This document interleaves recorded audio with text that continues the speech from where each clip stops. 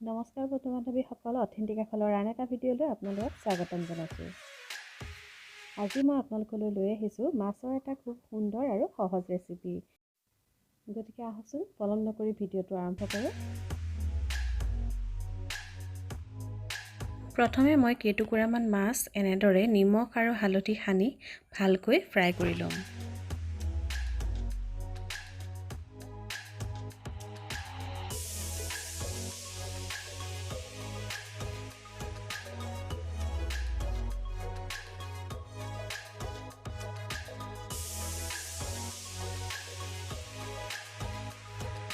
মাছখিনি ভালদৰে ফ্ৰাই হয় মানে এতিয়া বাকী থকা বস্তুখিনি যোনখিনি আমি জোল বনাবৰ কাৰণে ব্যৱহাৰ কৰিম সেইখিনি আমি কাটি কুটি ৰেডি কৰি ল'ম।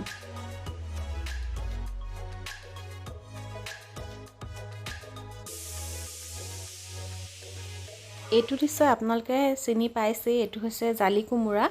এতিয়া এই কোমোৰাটোৰ পৰা এচিটা কোমোৰা মই এনেদৰে কাটি তাৰ বাকলি গুচাই ল'ম।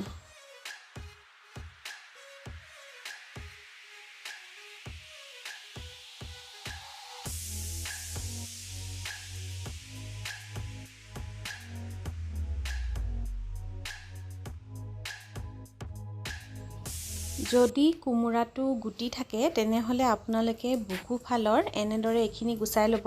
মোৰ যিহেতু কোমোৰাটো একেবাৰে কোমল গতিকে মই এইখিনি গুচাবলৈ প্ৰয়োজন হোৱা নাই। এতিয়া মই এইখিনি ভালদৰে ধুই লোৱাৰ পিছত এখন পিহনা দি মই এই কোমোৰা টুকুৰা ভালদৰে পিহি ল'ম।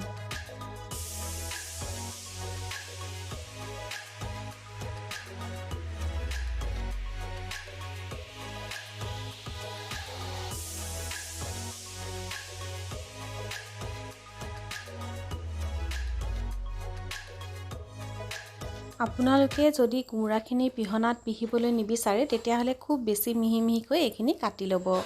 এতিয়া এইখিনি কটা হয় মানে মাছখিনিও ইয়াৰ ফ্ৰাই হৈ গৈছে। এতিয়া আমি মাছৰ টুকুৰাকেইটা ইয়াৰ পৰা উঠাই ল'ম।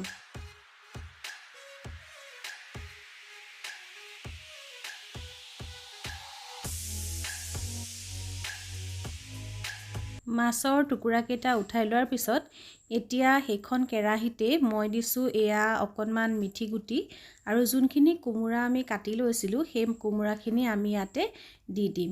আৰু কোমোৰাখিনি ভাজিবৰ কাৰণে আমাক যিখিনি বস্তুৰ প্ৰয়োজন যেনে নিমখ আৰু হালধি, সেই নিমখ আৰু হালধিটো মই ইয়াতে একেবাৰে দি দিছোঁ।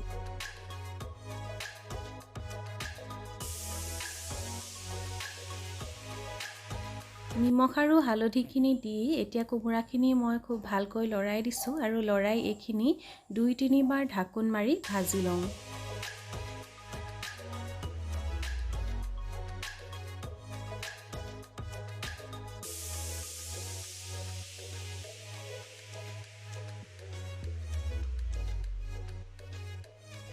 দুই তিনিবাৰ এনেদৰে ঢাকোন মাৰি ভাজি লোৱাৰ পিছত এইখিনি কোমোৰাখিনি খুব ভালকৈ সিজি গৈছে আৰু ইয়াতে মই ব্যৱহাৰ কৰিম উতলা গৰম পানী। এইখিনি গৰম পানীক মই খুব ভালকৈ উতলাই লৈছোঁ যাতে মাছৰ জোলখিনি খাবলৈ খুব ধুনীয়া হয়। তাৰ কাৰণে মাছৰ জোলত সদায় গৰম পানী আপোনালোকে ব্যৱহাৰ কৰিব। গতিকে মই ইয়াতে দিছোঁ এইখিনি গৰম পানী আৰু এতিয়া মই যোনখিনি মাছ ফ্ৰাই কৰি ৰাখিছিলোঁ সেই মাছখিনি মই ইয়াতে দি দিম। আপোনালোকে যদি কেতিয়াবা কিবা কাৰণে যিকোনো তৰকাৰীত যদি ঠাণ্ডা পানী ব্যৱহাৰ কৰে তেতিয়াহ'লে কিন্তু সেই পানীখিনি যেতিয়ালৈকে ভালদৰে গৰম নহয় তেতিয়ালৈকে আপোনালোকে মাছ বা বেলেগ জাতীয় বস্তু তাত নিদিব। যদি আপোনালোকে পানীখিনি গৰম হোৱাৰ আগতেই মাছখিনি দি দিয়ে তেতিয়াহ'লে মাছৰ সোৱাদটো কিন্তু অলপ হ'লেও কমি যায়। গতিকে সদায় গৰম পানী ব্যৱহাৰ কৰিব। মাছখিনি ভালদৰে অকণমান উতলাৰ পিছত এতিয়া মই ইয়াতে দিম 2টা গোলনেমুৰ ৰস। 2টা গোলনেমুৰ ৰস সেয়া মই উলিয়াই লৈছোঁ আৰু ইয়াত থকা যোনখিনি গুটি সেই গুটিখিনি মই ইয়াৰ পৰা আঁতৰাই লৈছোঁ। এতিয়া গোলনেমুৰ ৰসখিনি মই এইখিনি জোলত দি দিম।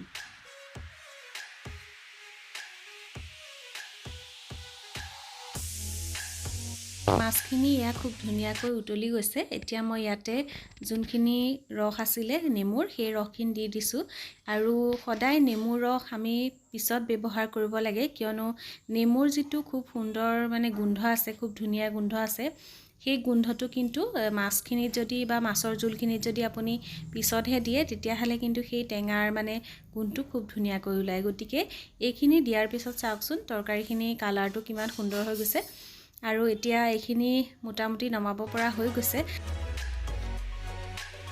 আপোনালোকে নিশ্চয় ঘৰত ট্ৰাই কৰিব আৰু মই ভাবিছোঁ বহুতে হয়তো বনাই খাইছেই ঘৰত অলৰেডি। গতিকে আশা কৰিছোঁ ভিডিঅ'টো কেনেকুৱা পালে আপোনালোকে কমেণ্ট কৰি জনাব আৰু ভিডিঅ'টো ভাল পালে লাইক শ্বেয়াৰ আৰু ছাবস্ক্ৰাইব কৰিব। ভিডিঅ'টো শেষলৈকে চোৱাৰ বাবে ধন্যবাদ।